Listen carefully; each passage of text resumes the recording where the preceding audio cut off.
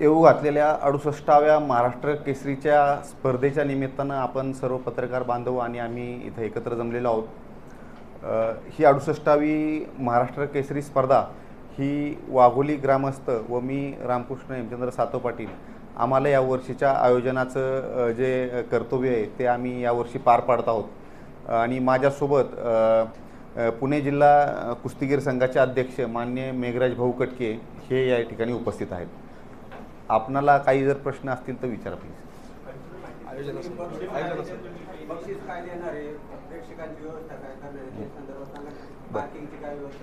या 68व्या महाराष्ट्र केसरी स्पर्धेचं आयोजन करत असताना आम्ही आमच्या भागातील सर्व ग्रामस्थ दानशूर व्यक्तिमत्व यांच्या माध्यमातून आजपर्यंत झालेल्या ज्या काही महाराष्ट्र केसरी स्पर्धा आहेत त्यामध्ये ही स्पर्धा कशी आगळी वेगळी आणि भव्यदिव्य करता येईल अशा माध्यमातून आम्ही प्रयत्न केलेले आहेत. आणि हे सगळं करत असताना वाघोली गावच्या मध्यभागी वाघोली बाजार मैदान आहे आणि या ठिकाणी खूप सुंदर असं एक क्रीडानगरी आपण ह्या स्पर्धेसाठी बनवलेली आहे. साधारणतः 40 ते 45 हजार लोक या क्रीडानगरीमध्ये थांबून बसून कुस्ती स्पर्धा पाहू शकतात. आणि आपल्या भागाचे जे भाग्यविधाते या राज्याचे माजी उपमुख्यमंत्री माननीय अजितदादा पवार साहेब यांचं नाव आम्ही या क्रीडानगरीला देऊ केलेलं आहे. त्याचबरोबर ह्या स्पर्धेसाठी आजपर्यंत जी बक्षिसं दिली गेली होती तर आमच्या ग्रामस्थांचं किंवा या भागातील सर्व नागरिकांचं असं म्हणणं आलं की बाबा हे पैलवान साधारणतः 12, 15, 18 वर्ष मेहनत घेतात, कष्ट करतात आणि त्यानंतर ह्या किताबापर्यंत पोहोचतात. म्हणजे गटातील महाराष्ट्र केसरी असू द्या किंवा ओपन गटातील असू द्या, तर एवढा संघर्ष करून पैलवान इथपर्यंत येतो तर त्याचं कौतुक झालं पाहिजे, त्याला योग्य ते बक्षीस मिळालं पाहिजे. आणि म्हणून या वर्षीच्या महाराष्ट्र केसरी स्पर्धेमध्ये सर्वांनी मिळून आम्ही तिथं ह्या वर्षीच्या महाराष्ट्र केसरीला फॉर्च्युनर ॲटोमॅटिक गाडी आम्ही महाराष्ट्र केसरी या पैलवानाला देत आहोत. त्याचबरोबर जे उपविजेते आहेत उपमहाराष्ट्र केसरी यांना स्कॉर्पिओ एन ॲटोमॅटिक ही गाडी देत आहोत. त्याचबरोबर जे गटातील सर्व महाराष्ट्र केसरी आहेत चॅम्पियन तर ते 9 माती गटातून येतात आणि 9 मॅटमधून येतात. तर या 18 विजेत्यांना आपण बुलेट गाडी देत आहोत. त्याचबरोबर त्यांचे जे 18 उपविजेते पैलवान आहेत या उपविजेत्यांना सुद्धा स्प्लेंडर ही गाडी आपण देत आहोत. त्याचबरोबर जे सहभागी सर्व खेळाडू आहेत या सहभागी सर्व खेळाडूंना खूप चांगल्या प्रकारचा ट्रॅकसूट आपण देत आहोत. त्याचबरोबर त्यांना एक जिम बॅग, त्यासोबत त्यांना आपण एक जे पैलवानांना तालीमीमध्ये लागतं ते खुराकाचे एक किट द्यामध्ये देत आहोत, ड्रायफ्रूट्स वगैरे बाकी सगळ्या गोष्टी. त्याचबरोबर ह्या सगळ्या पैलवानांची राहण्याची जी व्यवस्था आहे ती वाघोली गावामध्ये भारतीय जैन संघटनेचं महाविद्यालय आहे आणि त्या महाविद्यालयाच्या हॉस्टेलमध्ये आता 10वी आणि 12वीच्या परीक्षा होऊन जात आहेत.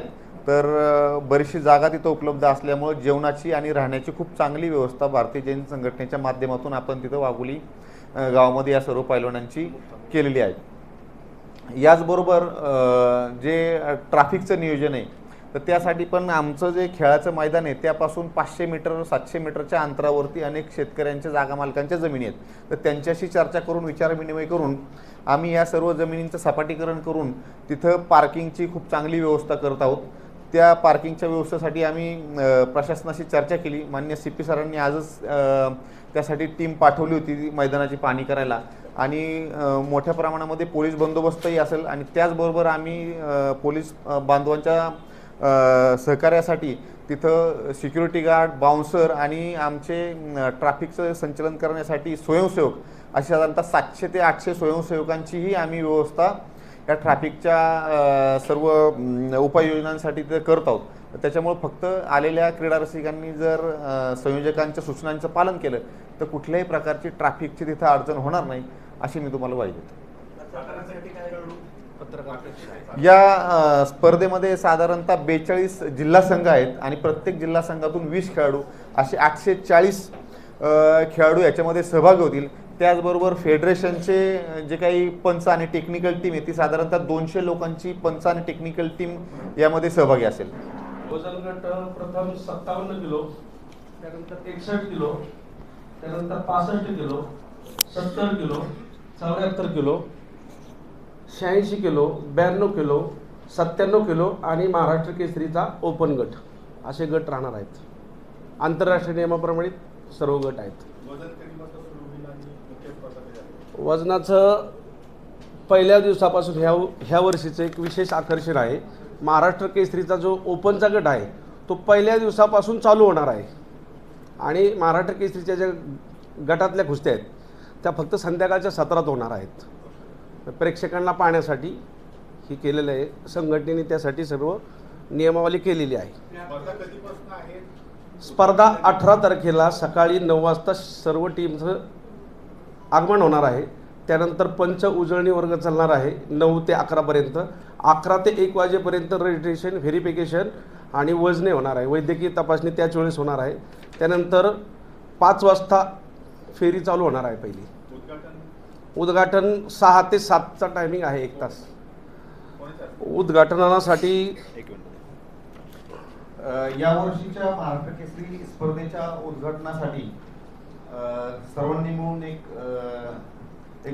आम्ही ज्या पद्धतीने सांगितलं की या वर्षीची महाराष्ट्र केसरी स्पर्धा थोडीशी आगळीवेगळी करण्याचा प्रयत्न आहे. तर मातृशक्तीचा आशीर्वाद या 68व्या महाराष्ट्र केसरीला मिळावा अशी एक संकल्पना आहे आणि या माध्यमातून आपण ज्या महिला लोकप्रतिनिधी ज्या या राज्याचं, आपल्या शहराचं किंवा आपल्या जिल्ह्याचं नेतृत्व करत आहेत तर त्या सर्वांना उद्घाटनासाठी आम्ही यावर्षी आमंत्रित करत आहोत. त्यामध्ये या राज्याच्या माननीय उपमुख्यमंत्री सुनेत्रा वहिनी पवार यांना उद्घाटनासाठी आपण बोलत आहोत. त्याचबरोबर आपल्या भागातील माननीय आमदार माधुरीताई मिसाळ, मेधाताई कुलकर्णी, त्याचबरोबर शहरातील व जिल्ह्यातील ज्या महिला जिल्हा परिषद सदस्या, नगरसेविका अशा लोकप्रतिनिधी, महापौर, या शहराच्या महापौर नागपुरेताई यांनाही आपण यावर्षी उद्घाटनाला बोलत आहोत.